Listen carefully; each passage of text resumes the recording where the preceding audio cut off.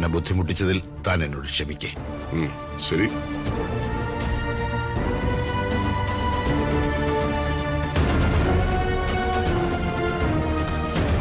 പ്രതാപ, ആ മന്ത്രിയാണോ വിളിച്ചത്? റോഹന്റെ വല്യച്ഛൻ? അതെ, അയാൾ ക്ഷമ ചോദിക്കായിരുന്നു. അയാൾക്ക് അറിയില്ലല്ലോ അവൻ ഇങ്ങനൊരു സ്വഭാവ വൈകൃതമുള്ളവനാണെന്ന്. എന്തായാലും ആ ബാധ ഒഴിഞ്ഞു കിട്ടിയല്ലോ. കൃത്യസമയത്ത് രാജു ഇടപെട്ടുകൊണ്ട് രക്ഷപ്പെട്ടു.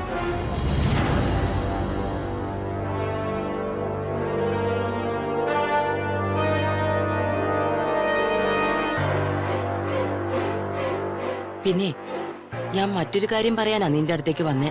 എന്തേച്ചി? ഞാൻ പറയുമ്പോ നീ തെറ്റിദ്ധരിക്കരുത്. എനിക്ക് ചേച്ചിയോട് എന്തിനാ ഒരു തെറ്റിദ്ധാരണ? ചേച്ചി കാര്യം പറയും. ഋതികയ്ക്ക് നീ ഫ്രീഡം കൊടുത്തതൊക്കെ നല്ലത് തന്നെ. പക്ഷേ അവളുടെ വിവാഹ കാര്യത്തിൽ അങ്ങനൊരു സ്വാതന്ത്ര്യം കൊടുക്കേണ്ട കാര്യം ഉണ്ടായിരുന്നില്ല.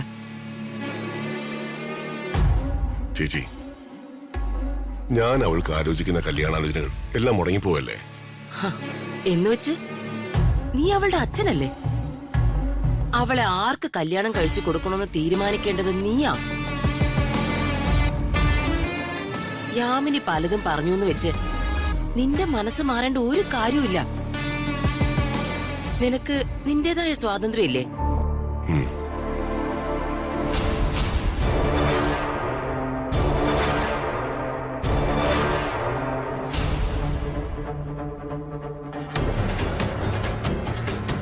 മോളെ, നീ ഒന്ന്.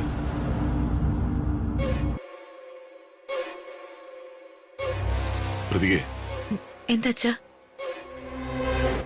എന്താ നിന്റെ നെക്സ്റ്റ് പ്ലാൻ? വിവാഹമാണോ അതോ പഠനമാണോ? കല്യാണം കഴിക്കണോ അതോ പഠിക്കാനാണോ നിനക്ക് ആഗ്രഹം? എനിക്ക് തുടർന്ന് പഠിക്കാനാ ആഗ്രഹം.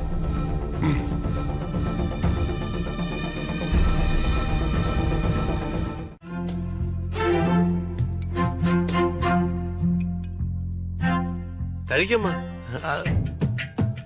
അയ്യോ, അച്ഛൻ കഴിച്ചതായിരുന്നോ?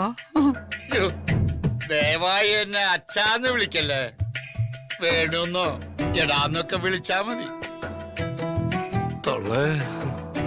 അല്ല, മരുമോളുടെ അച്ഛനല്ലേന്ന് കരുതി വിളിച്ചതാ.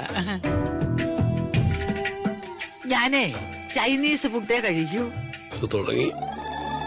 എനിക്ക് ചപ്പാത്തി ഇഡ്ഡലി ഒന്നും ഇഷ്ടല്ല. രാവിലെ ചില്ലി ചിക്കൻ വേണം.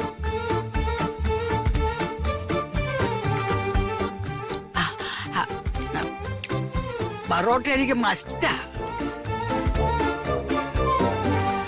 ഉച്ചക്ക് ചോറ്, നെമ്മീൻ മപ്പാസ്, തിരുത ഫ്രൈ, ചെമ്മീൻ പൊരിച്ചത്, പിന്നെ കുറെ പച്ചക്കറിയും പിന്നെ മോരുകറിയും. ഇതെന്താ ഫുഡ് ഫാക്ടറിയോ? ഏത് കൺവെയർ വഴിയാ ഇതകത്തേക്ക് പോണത്? പിന്നെ പുട്ടണഹള്ളി ഞാൻ വർക്ക് ചെയ്യുമ്പം ബ്ലാങ്കൂരി വന്നിട്ട് ഞാൻ ഡിന്നർ കഴിക്കൂ.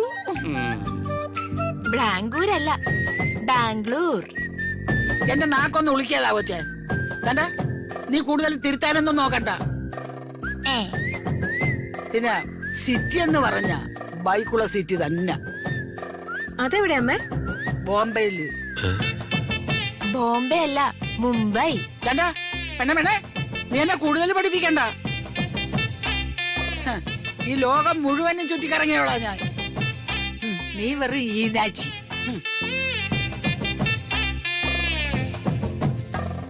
ഈ അപമാനത്തെ എത്ര നാൾ സഹിക്കണം എന്റെ ഭഗവാനെ.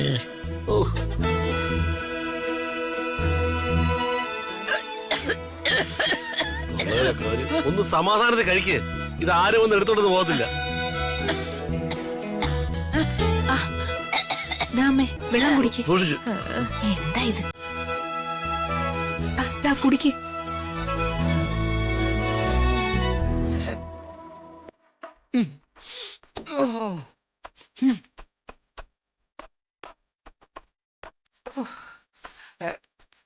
തിരുമലപ്പാളയത്ത് ഞാൻ വർക്ക് ചെയ്യുമ്പം വരദരാജ മുതലിയാരായിരുന്നു എന്റെ ബോസ്.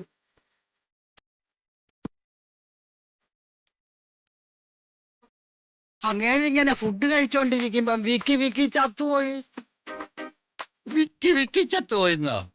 അതെന്ത് മരണ? ഓ, ഒരു കോഴിക്കാലെടുത്ത് ആർത്തിയോടെ അങ്ങ് വിഴുങ്ങി അങ്ങനെ ചത്തുപോയി. ഓ,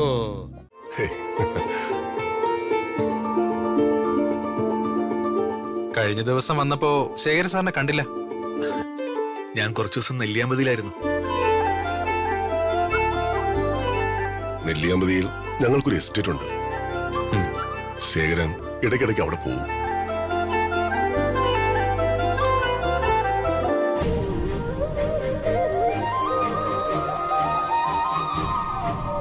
ആ,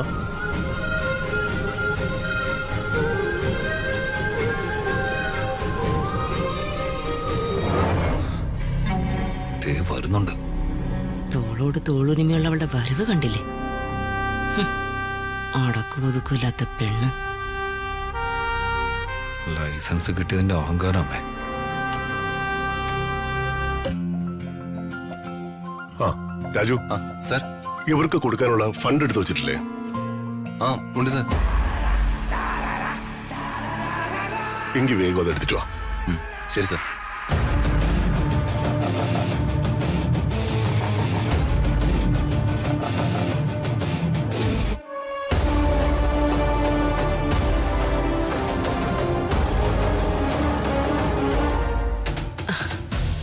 അങ്ങനെ ഒരാള് കൂടി കള്ളനായി.